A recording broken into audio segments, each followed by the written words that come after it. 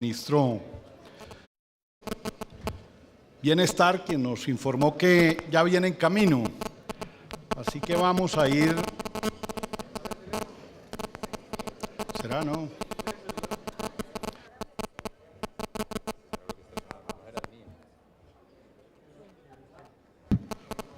¿Aló?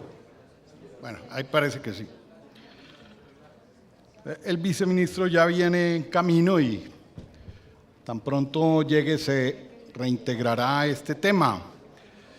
El tema que se ha planteado para este panel se ha titulado Lo imperativo del reenfoque de la prestación de los servicios de salud hacia lo básico, lo integral y una alta complejidad más resolutiva. Este tema creo yo que es de crucial importancia, no solo para analizarlo retrospectivamente, sino también para mirar qué se va a hacer hacia futuro con este tema. Yo hago un solo comentario con relación al tema de la prestación de los servicios. Hace 20 años era yo director de la clínica San Pedro Claver.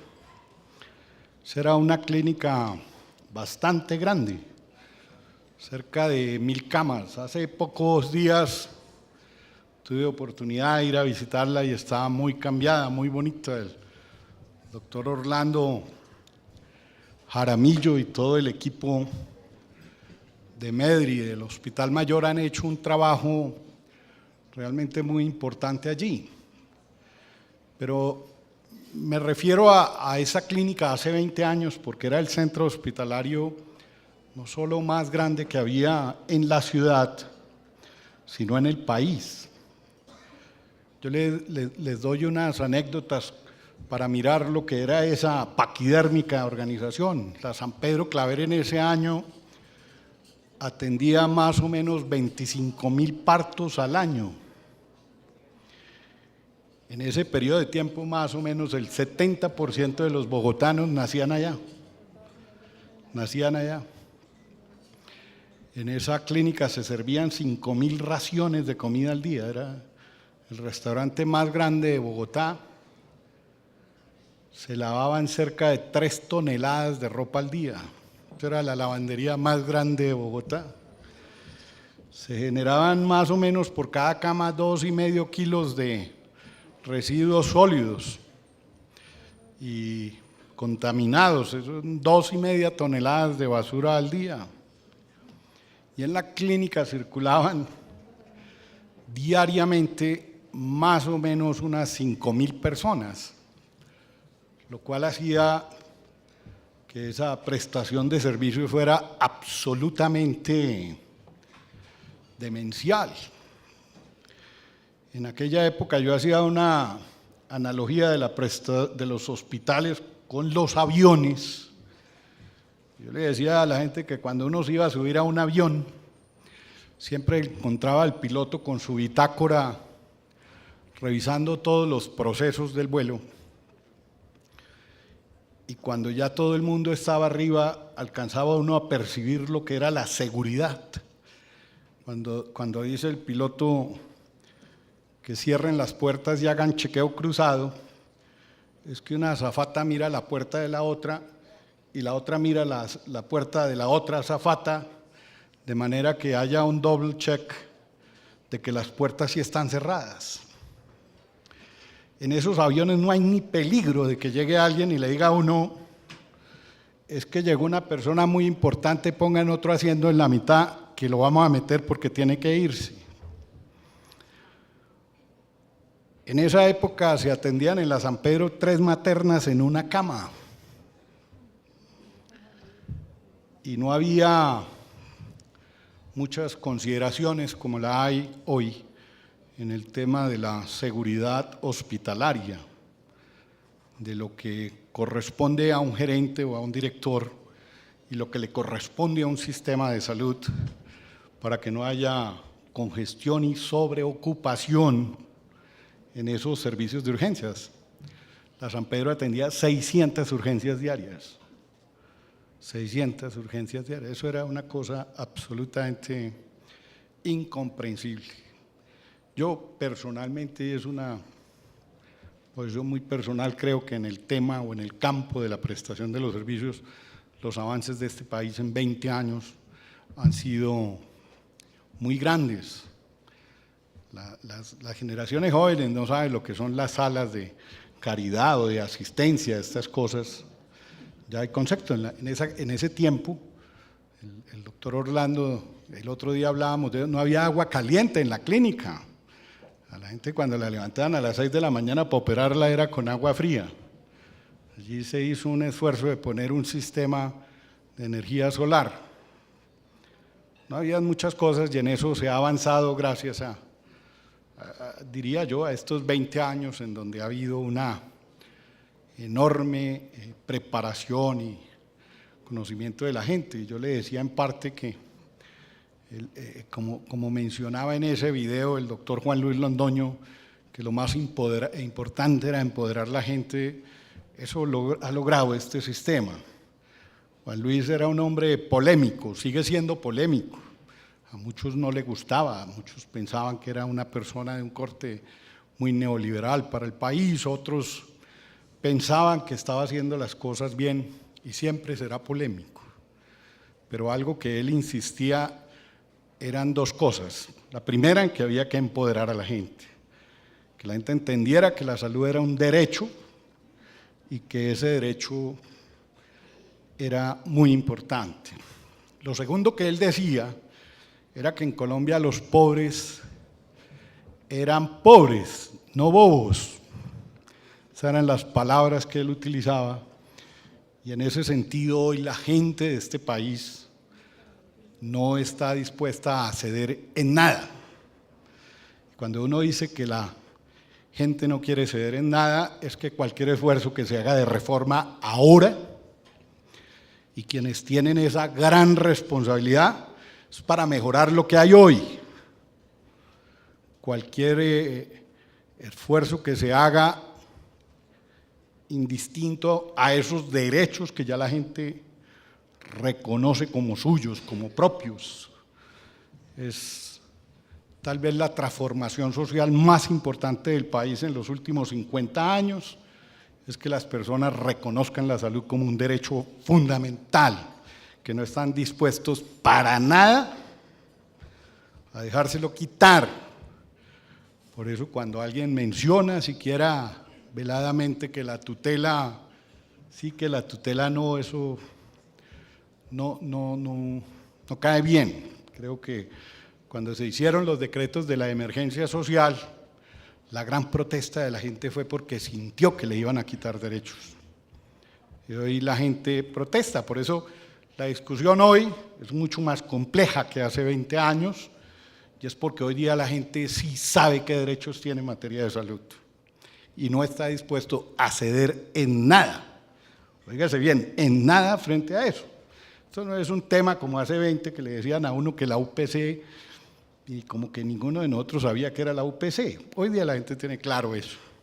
Y vuelvo, insisto, los pobres, como decía Londoño en esa época, son pobres, pero ellos sí saben realmente cuál es el valor de esto. Para este panel han invitado al doctor Ramón Abel Castaño como coordinador. El doctor Ramón Abel, pues, tampoco necesita presentación. Es tal vez de las personas que, desde el punto de vista académico, tiene más pergaminos en el país en estos temas. Tiene un doctorado muy importante de la Universidad de Londres. Tiene también una maestría de la Escuela de Salud Pública de la Universidad de Harvard. Y como todos saben, pues ha sido un motivador de lo que debe ser la búsqueda de la calidad y la excelencia en la prestación de los servicios, y esa tarea es la que hoy coordina y impulsa desde el Centro de Gestión Hospitalaria. él será nuestro coordinador de este panel. Nos acompañan, como les dije antes, el señor viceministro de la Salud, el doctor Ruiz. Nos acompaña también el doctor Manuel Villarreal. Doctor Manuel Villarreal es médico de la Universidad Nacional, es especialista y miembro de la asociación o del Colegio de Medicina Familiar de la Gran Bretaña, ha sido un colaborador del NICE, es lo que en Inglaterra se denomina un gatekeeper, esa puerta de entrada al sistema de salud del Reino Unido. Cuando se habla de estos modelos de lo básico a la integrar a la alta especialidad, en ese tipo de modelos como el de Inglaterra, estos colegas tienen una importantísima función, no solo en la prestación, sino en la articulación del sistema. Por eso creo que los aportes que hará el doctor Villarreal, pues obviamente son muy importantes. Nos acompaña la jefe María Heidi Amaya Valdivieso. Ella también es enfermera de la Universidad Nacional, con un amplísimo conocimiento y experiencia en este campo de la seguridad social, en la gestión del riesgo, y ha trabajado también con gran énfasis los temas de la calidad de los servicios de salud. Ella ha sido asesora del programas de salud del Banco Interamericano, del Banco Mundial, desde el año de 1993. Ella estaba muy joven, más joven que todos los demás. El más viejo era Alvarado.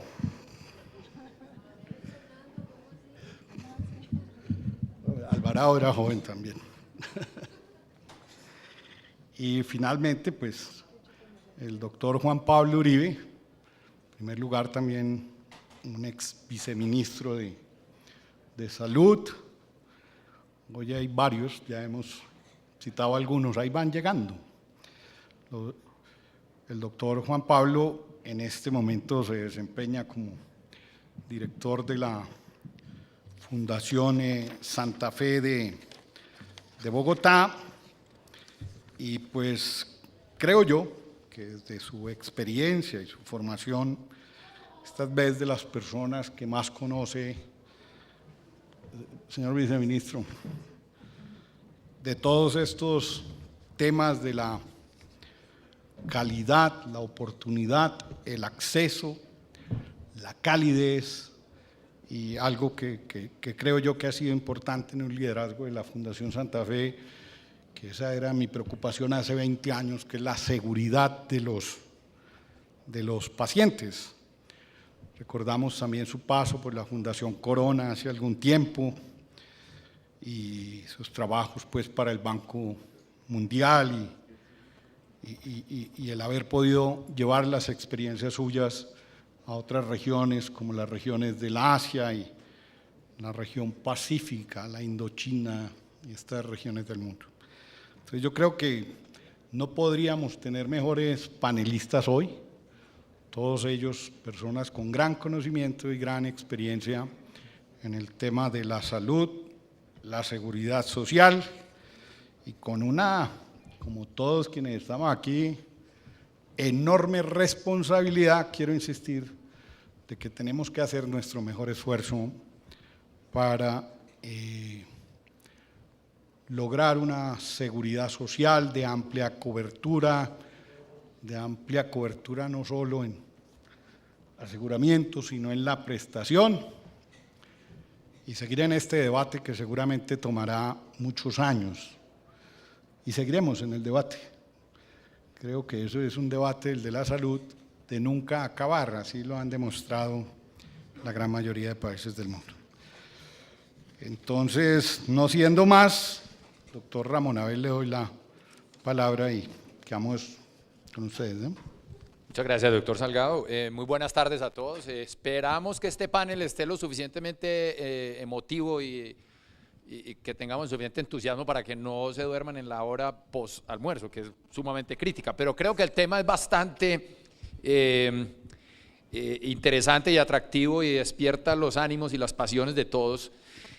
En parte porque si ustedes revisan los procesos de reforma en la mayoría de países del mundo, estos procesos en su mayoría se concentran sobre aspectos del financiamiento. Y miren y verán, primero, vamos a pagar con impuestos o con impuestos generales o con impuestos a la nómina o con impuestos al patrimonio, vamos a recaudar los recursos en un fondo común o cada uno los recauda y los ejecuta por su cuenta, vamos a hacer un mecanismo redistributivo, ¿sí? Preguntas de financiamiento básicamente, y a lo sumo algunas preguntas sobre los mecanismos de pago, cómo le vamos a pagar a los prestadores, pero realmente son más las excepciones de los procesos de reforma que se han concentrado en la prestación, en cómo se producen los servicios de salud, cuáles son los modelos de producción de servicios de salud y más que de servicios de salud, los modelos para producir salud, bien sea mantener la salud de las personas que hoy están sanas o recuperarla y mantenerla las de aquellos que por alguna razón la han perdido o se ha visto alterada. Creo que allí es donde la mayoría de reformas no se han metido y pues esta es una omisión bastante relevante y bastante crítica porque ciertamente los sistemas de salud y el desempeño de los sistemas de salud, sobre todo en términos de la eficiencia del gasto, está críticamente determinada por la forma como se producen los servicios de salud y no tanto por la forma como se financian.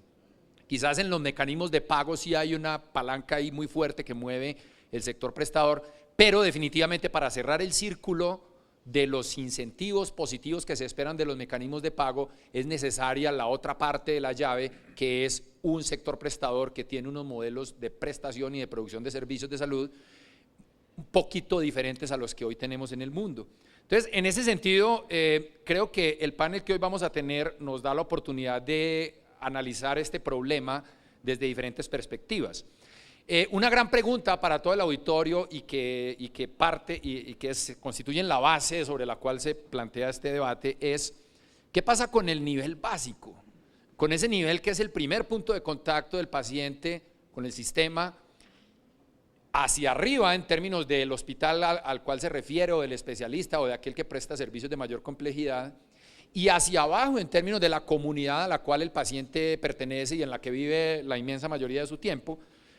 ¿Qué rol desempeña ese nivel básico en términos de empatar esas dos cosas de manera efectiva, de tal manera que el paciente recupere rápidamente su salud y la mantenga y no tenga que estar yendo a los servicios de salud con tanta frecuencia? Ahí hay una pregunta grande para los panelistas y si lo miramos desde la perspectiva del sistema inglés, el doctor Villarreal nos podría de pronto ilustrar cómo es de crítico ese rol de los médicos, de lo que ellos llaman GPs o General Practitioners, que no son médicos generales, ahorita nos va a contar, cómo esa organización de la puerta de entrada del sistema inglés responde a esos retos en ambos sentidos, hacia arriba, digo, hacia la referencia y contrarreferencia, y hacia abajo en términos de la comunidad. Tenemos la experiencia de la doctora Heidi Amaya, que tiene, a pesar de lo joven que es, tiene muchos años de experiencia. Tiene muchos años de experiencia, una experiencia riquísima porque es una persona que se ha batido literalmente en las trincheras, construyendo muchas de las cosas que hoy vemos en el país como modelos a seguir, que nos puede contar perfectamente porque tiene las cicatrices en su pellejo de lo que es manejar estos problemas a nivel de las comunidades y particularmente las comunidades más necesitadas o más alejadas o con más restricciones en el acceso y en la disponibilidad de recursos. Sin duda, la perspectiva del Ministerio de Salud, desde el señor viceministro, pues es muy importante porque desde allá es que se trazan las políticas y se formulan de alguna manera los incentivos y los marcos de referencia sobre lo cual deberíamos empezar a responder esta pregunta o, en el sentido contrario, empecemos a responder estas preguntas para crear esos marcos de referencia que hagan posible esos desarrollos en la puerta de entrada. Pero el panorama nos quedaría incompleto si no tuviéramos la perspectiva de la alta complejidad, que es aquel sitio donde de alguna manera se manifiestan de la manera más dolorosa y más urgente y más aguda las fallas en la resolutividad de la puerta de entrada y en los problemas de referencia y contrarreferencia. Por lo tanto, la presencia del doctor Juan Pablo Uribe es muy interesante en este foro porque nos ayuda a mirar el problema desde las dos perspectivas, de abajo hacia arriba y de arriba hacia abajo.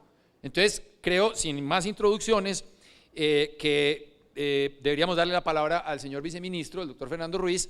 Y, señores panelistas, les quiero pedir un favor muy grande. Vamos a ser muy estrictos con el tiempo. ¿Quiere pasar de último? Bueno, moción de orden, viceministro de último. No, pero permítame hacer primero unas mociones de orden. Primero, viceministro mata moderador, sí, lo que el señor viceministro diga. Pero primero, las reglas de la sesión, tenemos hasta las 4 de la tarde. Entonces, no, la idea es que hagamos una presentación corta, 15 a 17 minutos máximo. ¿Para qué? Para que nos quede tiempo al final para hacer la discusión y poder confrontar las posiciones de lo que ustedes plantean, que creo que es donde está lo más enriquecedor de la sesión. Entonces, le doy la palabra al señor viceministro, ¿o quiere irse de último? Mejor de último, listo. Entonces, empecemos abordando el problema desde afuera. Alguien de afuera que nos cuente cómo ha sido la experiencia de este rol del médico general, de la puerta de entrada, de la resolutividad en el nivel básico, para que aterricemos en la dolorosa realidad del país. Después comparamos eso con lo que implica, con la visión desde arriba, desde la alta complejidad, y al final le damos la palabra al señor viceministro. Adelante, doctor Villarreal. ¿Va a pasar su presentación? Bueno, arranquemos. Allá, aquí.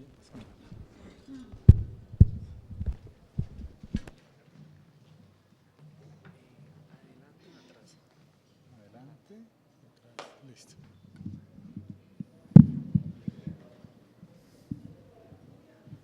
Muy buenas tardes a todos. Es un gran honor estar aquí con todos ustedes. Un gusto. Muchas gracias por la invitación. Muchas saludos a todos los panelistas, viceministro. La idea es un poco hablar del perfil del médico de atención primaria en el Reino Unido. Lo primero que yo quería decir es una experiencia que tuvimos hace poco en la Universidad de Warwick cuando se reunieron 30 líderes de diferentes países de Latinoamérica y estaban contándoles a todos ellos qué era el GP, y la traductora traducía que GP, el médico general, porque era en español el médico general, y todos se miraban, pero ¿todo eso puede hacer el GP?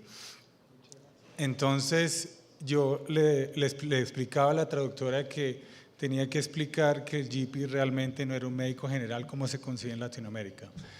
Esencialmente, el médico de familia británico es un médico generalista especializado.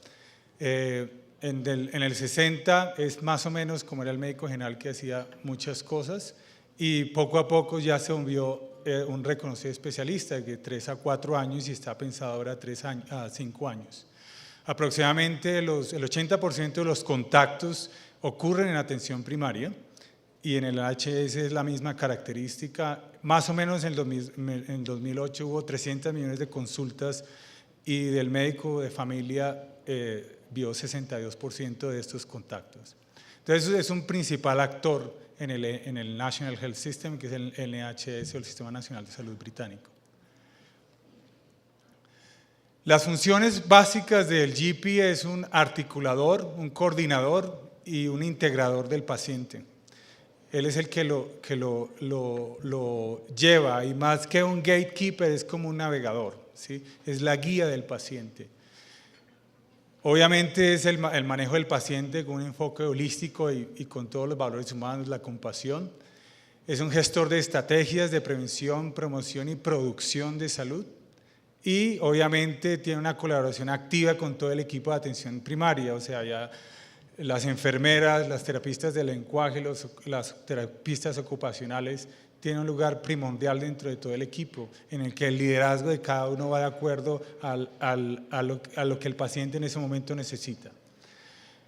Esas competencias que debe tener ese GP establecidas y estructuradas por todo ese entrenamiento de 3 a 4 años, están establecidas para que tome decisiones clínicas equipadas obviamente con una evidencia médica dentro de una priorización, un enfoque holístico frente a la cambiante morbimortalidad característica pues, del Reino Unido. tiene una constante capacidad de autorreflexión y a ser evaluado, y lo vamos a hablar más adelante, de los mecanismos independientes de evaluación de estas competencias. Y finalmente tiene que tener entrenamiento y tiene que estar orientado a una investigación y tener una capacidad de liderazgo. Se ha establecido eso, y eso es un conocimiento pues, internacional, que como decía, el 80 al 90% de los encuentros clínicos ocurren en la atención primaria y el 80% de la investigación ocurre en la atención secundaria. De hecho, que el NHS ha creado un organismo que se llama el Instituto Nacional de Salud e Investigación, que es el National Institute of Health Research, que ellos están ahora invirtiendo mucho en atención primaria por este mismo hecho, que le pertenece al GP, a las terapistas del lenguaje, a las fisioterapistas, a las enfermeras comunitarias, a hacer investigación. Como decía, haciendo un recuento de lo que es el perfil de la educación médica, más o menos 3 a 4 años de especialidad en la que se incluye la atención de la medicina del adulto, del niño, la salud mental, la salud de la mujer. Esto es regulado básicamente por las regionales educativas y por el Colegio de Medicina Familiar Británico. Valga la pena notar que todas las especialidades en el Reino Unido están reguladas por los colegios, no por las universidades. La universidad solamente es el pregrado. Obviamente tiene un entrenamiento para que tenga un ejercicio clínico basado en la evidencia y un enfoque holístico, como la mencionaba anteriormente. Tiene un gran soporte y retroalimentación de NICE para que eso sea así, el Instituto Clínico de Excelencia. Existen unos mecanismos para demostrar esas competencias clínicas y esa calidad de la atención. Como lo mencionaré más adelante, esto tiene que ver con una evaluación anual, un proceso de revalidación y relicenciamiento, en el que los pacientes participan anónimamente en esa retroalimentación. Obviamente una educación médica continuada, con expandida un rol académico e investigador, que es lo que mencionaba ahorita el NIHR, el Instituto de Investigación, y muy importante, y eso es una cosa que a partir de un reporte reciente que es el Francis Report, que es una serie de eventos, unas falencias, más que todo a nivel hospitalario, que obviamente impactó a todo el personal de la salud, que era importante que el médico un fomento del bienestar personal, porque el clínico en últimas es el que va a cuidar de otros, de tal forma que para los médicos de familia y para todos los médicos en general en Inglaterra es muy importante que se demuestre que está cuidando de sí mismo. Había una pregunta de cuál es la relación de los GPs con los diferentes niveles yo lo digo así, diferentes niveles de complejidad.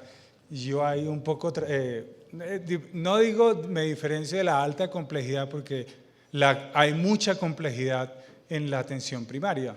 Puede uno tener, por ejemplo, yo les digo un ejemplo, yo puedo tener una persona que tiene un gastrinoma, con una bronquiectasia y además de eso tiene una enfermedad del riñón de grado 3 y el que lo coordina soy yo. Ella va al oncólogo, ella va al respiratorio, pero yo soy el que la coordino. Y hay muchas cosas que es con la familia, con la trabajadora social que pasan y es decisiones que tienen una complejidad diferente. Así que la relación está basada en el respeto a esa experticia que tiene el médico de familia. Los sistemas de remisión son varios, muchos, obviamente el no urgente está basado en las guías clínicas y por ejemplo el sistema de revisión urgente que es el de cáncer, que es 2 semanas. Cualquier persona que tiene una sospecha de cáncer tiene que ver un especialista de hospitalario en 2 semanas. A partir de la reforma de salud del 2012, por la función articuladora e integradora del médico de familia, el Ministerio de Salud en Gran Bretaña, el Departamento de Salud, decide que los GPs, como tienen esa función, toman el presupuesto total, casi el 80% del presupuesto del NHS para manejar el presupuesto del paciente en todo su manejo de salud. De hecho, estos son los grupos de comisión clínica y pues eso ha tenido una responsabilidad y una serie de preguntas. El médico de familia viene a hacer el defensor del paciente, pero también ahora viene a cuidar del presupuesto del paciente. Hay una comunicación directa y expedita con todos los encuentros del paciente. Si cualquier paciente en cualquier parte del país, todo le llega al GP, si lo ve el urólogo, el oncólogo, está visto en urgencias, por ejemplo, si el paciente es, digamos, de Birmingham y lo ve en Londres, la carta le llega al GP. Entonces es importante porque se mantiene la continuidad. Finalmente, y esto es muy relevante, son los mecanismos de evaluación y desempeño.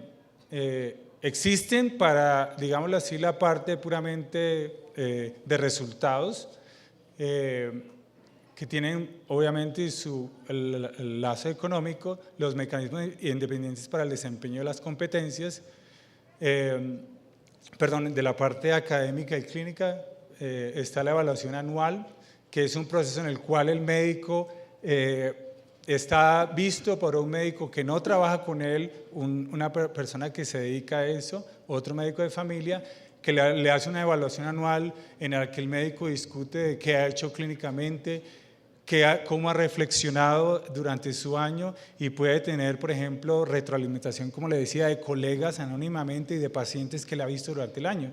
Que, por ejemplo, no sé, bueno, no creo que haya la oportunidad de mostrarlo, pero yo les puedo mostrar lo que yo hago, ¿no? Lo que a mí me toca.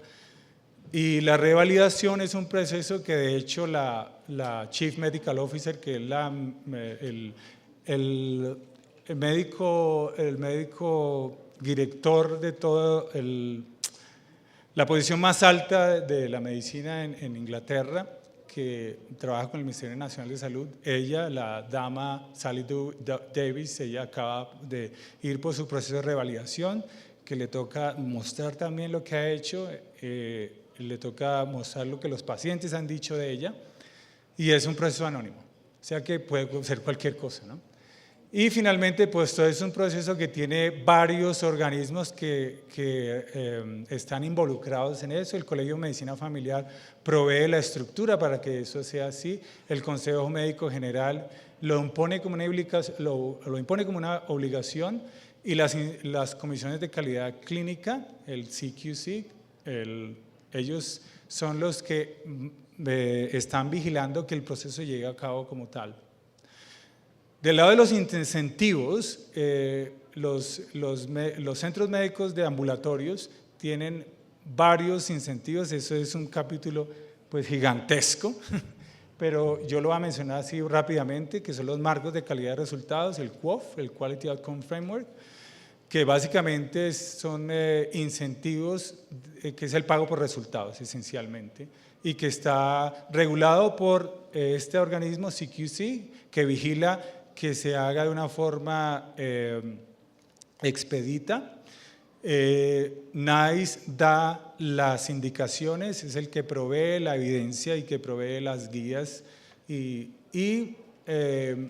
obviamente pues si el médico si el grupo de médicos, los centros ambulatorios no cumplen con estos incentivos, estos pagos por resultados, pues no les pagan.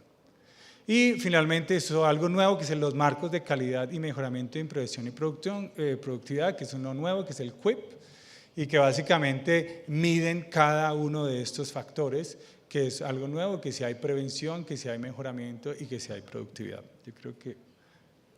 Muchas gracias.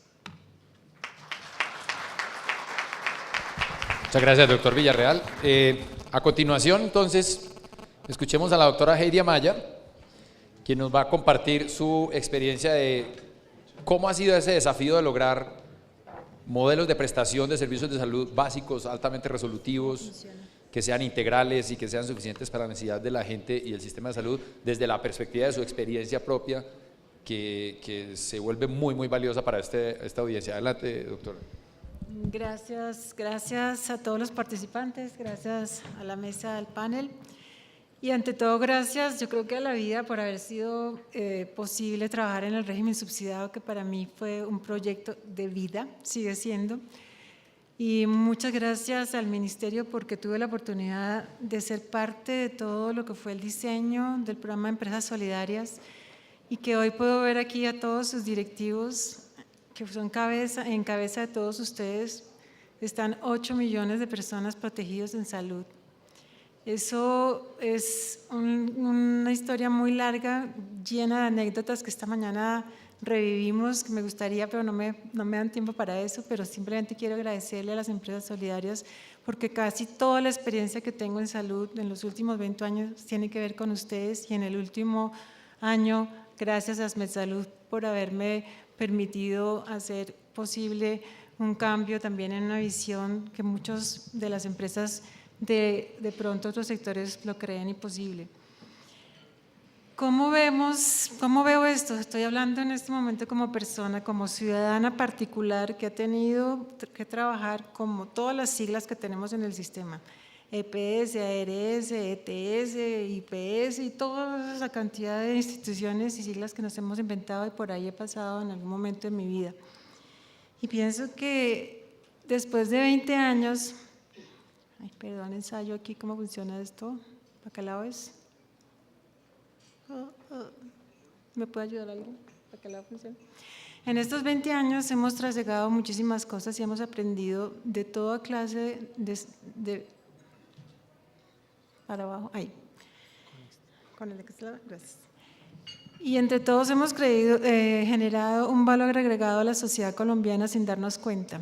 Cuando miramos que 20 años hemos trabajado en esto, tantas personas, y hemos logrado muchos avances, tantos que a veces no nos damos cuenta, y que solamente cuando volvemos a recobrar la perspectiva en este momento, otra vez desde el momento del nivel nacional, uno se da cuenta todo lo que ha podido hacerse en este tiempo. ¿Qué hicimos? Y mi sesgo obviamente tiene que ver mucho con el régimen subsidiado, y creo que lo que aprendimos en los últimos años fue casi que en forma quinquenal aprendimos a seleccionar y a priorizar beneficiarios de subsidios, aprendemos a aplicar al SISBEN, a partir del SISBEN y de los listados censales a construir bases de datos de afiliados, a implementar procesos de afiliación que todos nos acordamos que fue un proceso tortuoso, grandísimo, desde los eventos gigantes de afiliación hasta la afiliación individual en que estamos ahora, a encontrar caminos para contratar el aseguramiento. Ensayamos en todas las formas cómo serían las mejores prácticas para contratar los seguros con los entes territoriales, sin los entes territoriales, hasta llegar hasta los giros directos. Empezamos a aprender desde nada. Me acuerdo que el primer manual que yo vi en mi vida precisamente salió de aquí, de Juan Pablo Uribe, y ellos sacaron un libro donde decía qué era capitación, qué era evento, cómo se contrataban paquetes, y nosotros apenas aprendiendo todo eso, empezando a ensayar cómo se hacían las relaciones entre EPS y IPS, a rediseñar el flujo de recursos en el régimen subsidiado a través de, creo que por lo menos 6 o 7 decretos, Alfredo Rueda me dirá cuántos han salido, para intentar proteger los recursos y que no cayeran en manos de todos los que querían hacerse cargo de alguno de los pesitos del régimen subsidiado, que en esa época decíamos que era tan bueno que llegaba la plata hasta para los pobres. Aprendimos a definir el POS, a calcular una UPC, año a año poder producir información con RIPS y toda una serie de fuentes de información para poder tener las 2 reglas fundamentales de este sistema. Pero realmente esa era la finalidad. Y esa es la pregunta que realmente uno se hace ahora cuando piensa que el paradigma de los próximos 20 años ya es la prestación, es el acceso, es la articulación, es la forma de producir salud.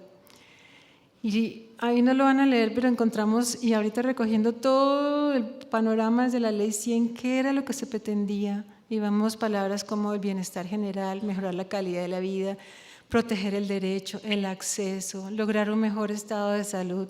Y toda esta finalidad grande, gigante, se nos fue como borrando, desdibujando, y empezamos a tener relaciones comerciales de contratos que parece que nos relacionaron más como cajas registradoras que como personas que protegemos la vida y la salud de las personas.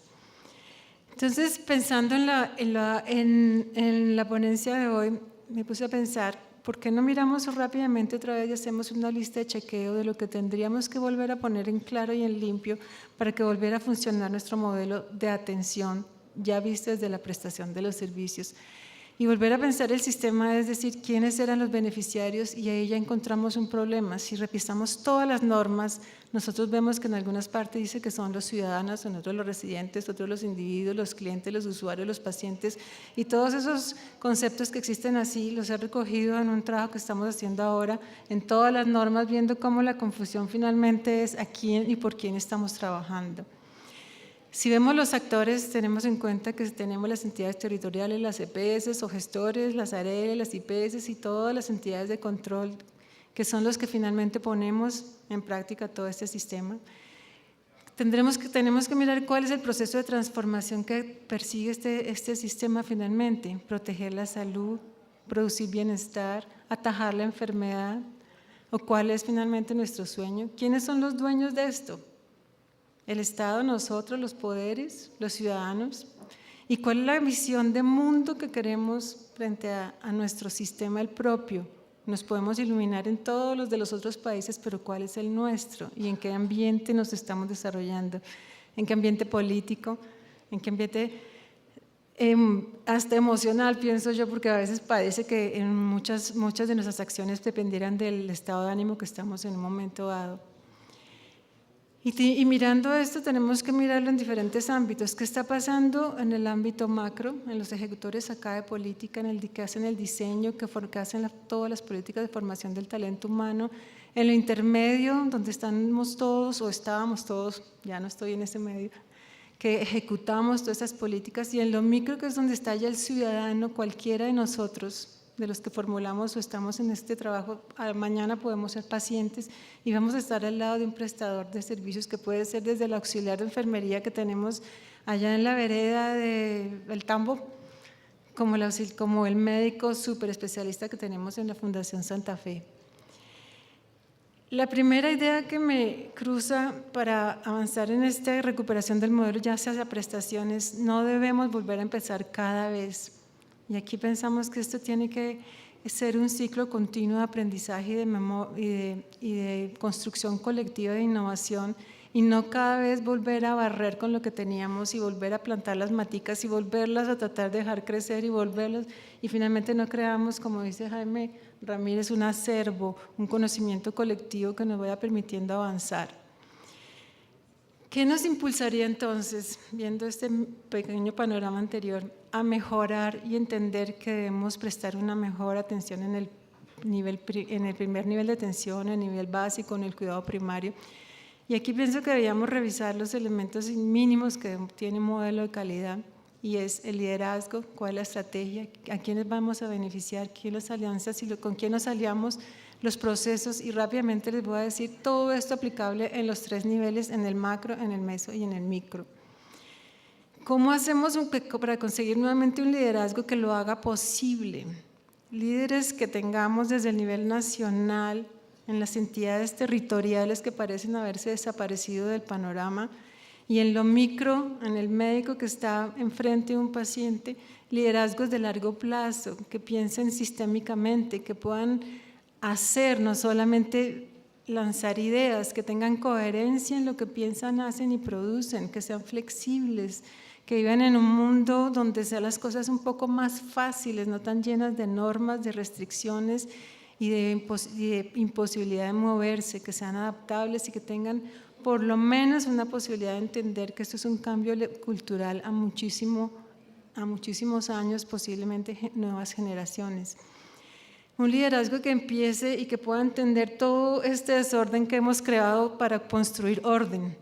¿Cómo puede un alcalde, cómo puede una institución pública entender que tiene que gestionar sus recursos y gestionar la salud cuando tiene que entender de plan de desarrollo, de plan de salud, de POAI, de sistema integrado de gestión, de sistema de gestión de calidad, de control interno, del sistema de administración del riesgo, montar modelo de atención, además hacer el SOC? Fuera de eso, pensar en su premio, quererse acreditar y más todos los requerimientos que le puede estar pidiendo una persona en un momento dado. Y aquí yo creo que la solución finalmente es que aparezca un mago de Merlín y le ayude a nuestras instituciones, sobre todo las públicas, a que entiendan que es un solo sistema de gestión y que montando un sistema de gestión pensando hacia la calidad es la única forma de ir progresando en los modelos de prestación. ¿Cómo prendo yo la matica del modelo ideal y de la excelencia en la prestación cuando el hospital hasta ahora está sobreviviendo en cómo pagar la nómina? Hay médicos que nos están diciendo, ya duermo por la noche porque ya puedo pagar la nómina, ahora ya puedo pensar en el siguiente paso. En cuanto a la estrategia, hay estrategias de todo tipo, cada entidad tiene las propias, cada institución piensa para un lado, pero no tenemos una estrategia compartida que nos una, sobre todo ente territorial, EPS e IPS, en un sueño común de tener un municipio saludable y donde confluyan todos los recursos individuales y colectivos y podamos anticiparnos a esos riesgos, prevenir y definir cómo se hace la salud entre todos y podamos soñar definitivamente con aportar a una sociedad mejor. Tenemos en cuenta también las personas, pero nos hemos olvidado toda la fuerza de trabajo, hemos visto, y vengo ahí sí con las heridas que dice Ramón Abel, de ver los médicos rurales de las enfermedades rurales, odontólogos, las auxiliares de enfermería pagando peaje por sus sueldos, donde no tienen la posibilidad de hacer un proyecto de vida laboral a largo plazo porque los contratos son de 3 meses y 6 meses, donde el sentido de la vida, que no solamente es el trabajo, pero gran parte puede ser, lo tienen abolido como tal vez nosotros los antiguos, como decía Iván Jaramillo en una época que éramos, en esa época los dinosaurios y los astronautas, ¿dónde está Iván? Yo ahora yo soy dinosaurio, me imagino. ¿Y cómo vamos cambiando y evolucionando? ¿Cómo hacemos para que nuestros trabajadores de la salud se les reconozca, tengan capacidad de construir sus vidas, de tener entrenamiento y capacitación, de tener motivación, de poder ser unos médicos como los que propone nuestro colega, nuestro compañero en Inglaterra? Médicos que se les motive también a ser evaluados y no a quedarse toda la vida con los mismos conocimientos. Y ya estoy hablando de que en Inglaterra lo que atiende el médico aquí lo atendería la enfermera, y lo que haya la enfermera aquí no lo atiende el auxiliar de enfermería, porque nuestro nivel es mucho más precario en formación. Tenemos que entender que las personas también de un sistema son los usuarios, son los ciudadanos. ¿Y qué quieren los ciudadanos? Que le contribuyamos a su bienestar, que nos anticipemos y articulemos sus servicios, que me resuelva, que me escuchan, que sean amables, muchísimas características del trato, nos dicen los usuarios que tenemos que tener. Y todos estos elementos vistos de lado y lado nos dicen, esto debe ser algo que sea de beneficio mutuo. Yo hago una política que reconozca a los trabajadores de la salud, que yo en un momento dado voy a prestar mejores servicios a los ciudadanos, pero yo también soy ciudadana y estoy de ambas partes y debo estar en un ambiente protegido y seguro laboralmente también para producir salud.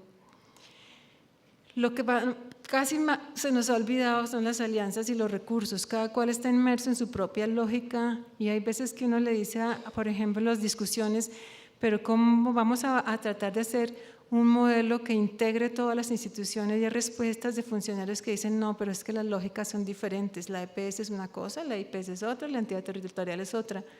¿Por qué no nos unen a la misma lógica, que es la lógica de la salud? Sacamos normas donde cada vez decimos las funciones de cada una partidas, donde cada uno tiene que leer su pedacito de su Biblia, de la norma, y decir, yo hago solamente esto, a usted le toca decir solamente eso. Pero lo peor es que hemos perdido la buena fe. Hemos perdido la confianza entre todos y ahora todo el tiempo estamos pensando a ver quién tumba a quién le hace la trampa a quién. Y en todo ese maremágnum de relaciones se nos olvida cada vez más el usuario. Pensamos que debemos volver a lo que planteaban las normas mire, esta norma es del 98, que es la ley del ejercicio de la función administrativa, la buena fe, igualdad, moralidad, seriedad, economía, todo lo que ustedes ven son los elementos que debían volver a tenerse en cuenta en nuestras relaciones.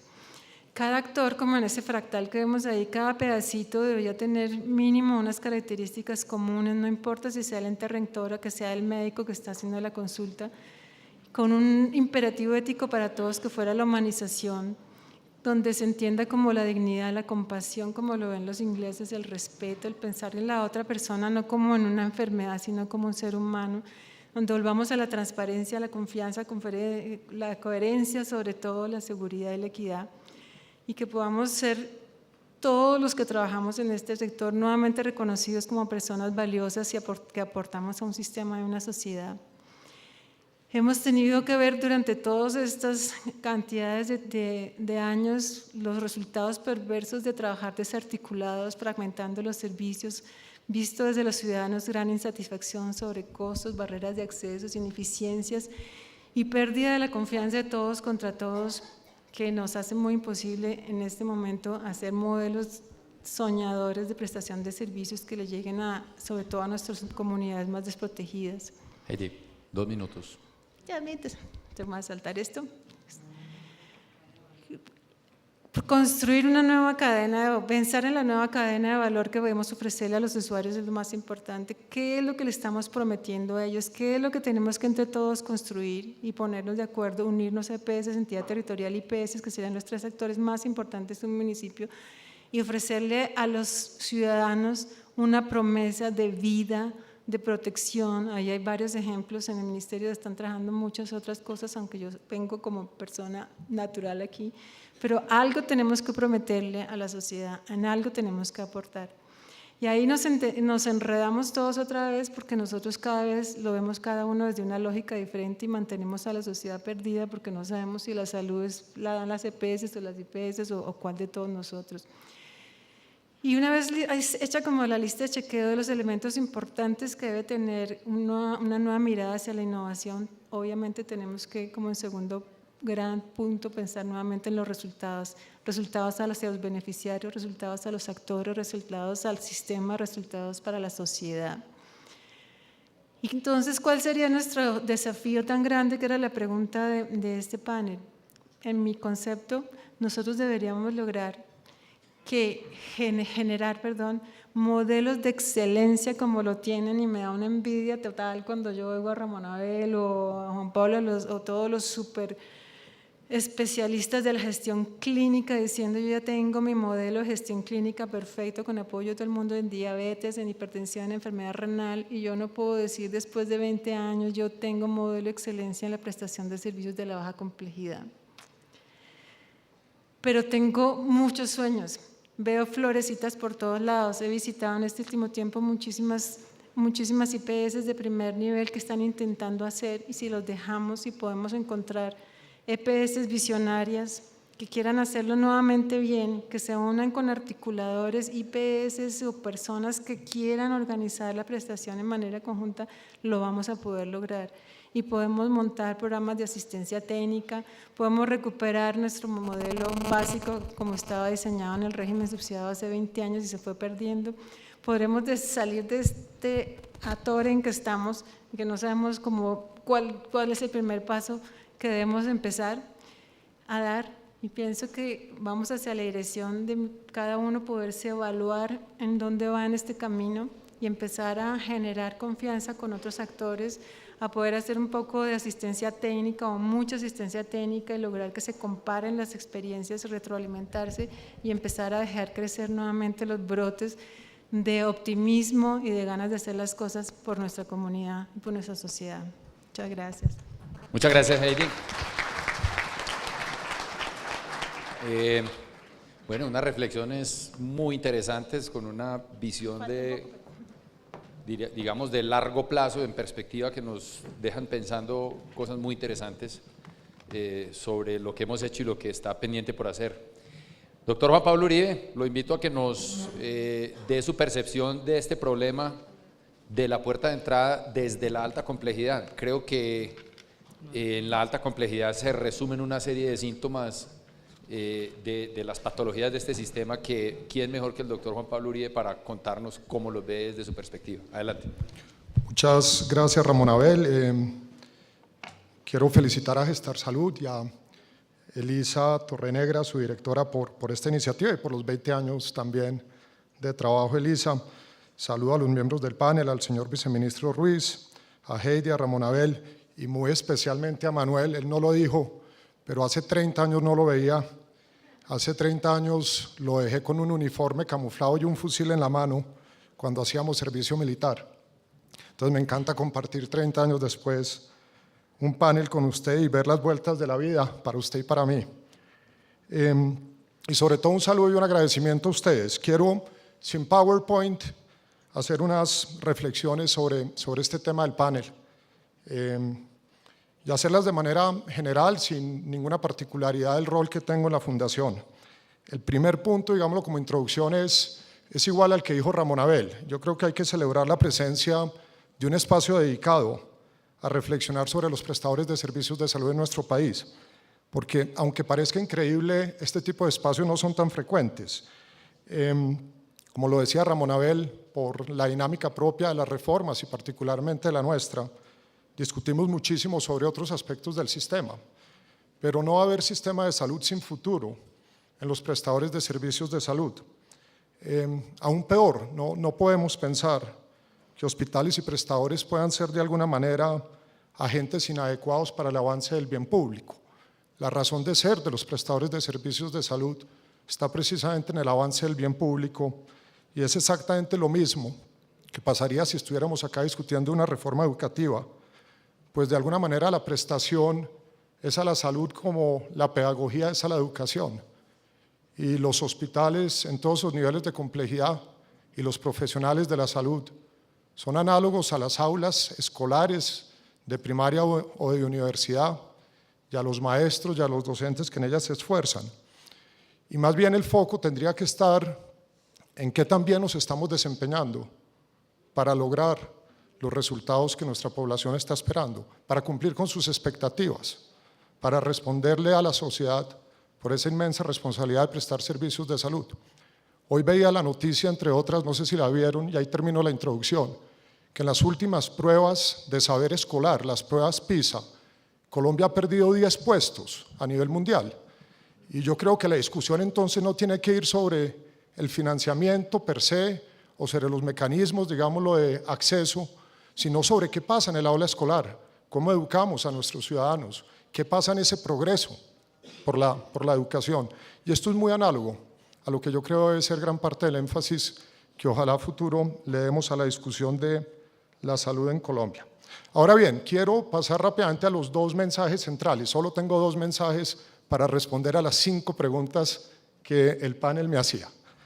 Y los 2 mensajes son la manera en que yo respondo a la pregunta de cuál debe ser el reenfoque de los servicios de salud. Para mí hay, digámoslo, como un falso dilema en estos títulos de atención primaria, integralidad, alta complejidad resolutiva, porque todas esas cosas las requerimos. Yo creo que el reenfoque realmente que se tiene que dar en nuestro país, en nuestra discusión y en nuestro trabajo del día a día, es uno, a nivel institucional, en ponerle el foco siempre al paciente. Y acá lo dijeron de alguna manera Heidi y Manuel, nosotros no debemos mirar esto desde la oferta, desde las instituciones, desde los agentes, desde, digámoslo, la oferta en general o la estructura de oferta de los servicios. Hay que mirarlo desde la demanda, desde la gente, desde los ciudadanos, desde sus familias. Y yo creo que ese es el primer reenfoque. El paciente tiene que estar en el centro porque es la razón de ser de este sector. Y el segundo, que recoge, digámoslo, las preguntas, el segundo reenfoque es un reenfoque hacia un equilibrio de sistema para garantizar precisamente que en todo momento respondemos a las expectativas de ese ciudadano y garantizamos para él los mejores recursos y los mejores servicios que podemos brindarle.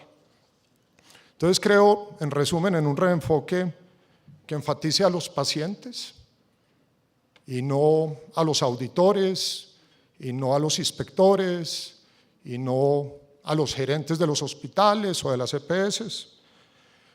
Un reenfoque que procure la atención con calidad, con seguridad y ante todo con dignidad, y no que abrevie las atenciones, las interrumpa, las fragmente, las entrecorte, que se enfoque en obtener el mayor valor para ese ciudadano, habida cuenta de nuestras capacidades como país y como sector, y no un ahorro de gasto para terceros, que respete a los prestadores y de alguna manera les devuelva en todos los niveles ese orgullo y esa alegría de poder servir, que no derrote ese orgullo y esa alegría de servir por imposiciones o por posiciones dominantes o por negociaciones arbitrarias, que le exija a los prestadores todo lo anterior, desde la alegría y el orgullo de servir, pasando por brindar servicios con calidad, con respeto, con dignidad, con oportunidad, centrados en el paciente, y que busque, y de nuevo este es el mensaje de equilibrio, Ramón Abel, un equilibrio perfecto y una complementariedad a todo lo largo de los requerimientos que tenemos como individuos y como ciudadanos, entre lo ambulatorio y lo hospitalario, entre lo básico y lo complejo, entre lo agudo y lo crónico, entre lo preventivo y lo curativo, entre la educación en salud y la rehabilitación de la enfermedad. Necesitamos ese foco en el paciente, necesitamos ese equilibrio en el sistema. Quiero parar 5 minutos en 3 elementos grandes interconexos que están detrás, digámoslo, de este mensaje. Los prestadores como organizaciones, la calidad de la atención y el talento humano, que es quien brinda el servicio. Y empiezo con los prestadores. Necesitamos prestadores de servicios de salud que sean sólidos, que sean fuertes, pero sobre todo, y Heidi lo dijo, que le apuesten a mejorar a futuro. No necesitamos como país los prestadores que están hoy acá. Necesitamos a todos estos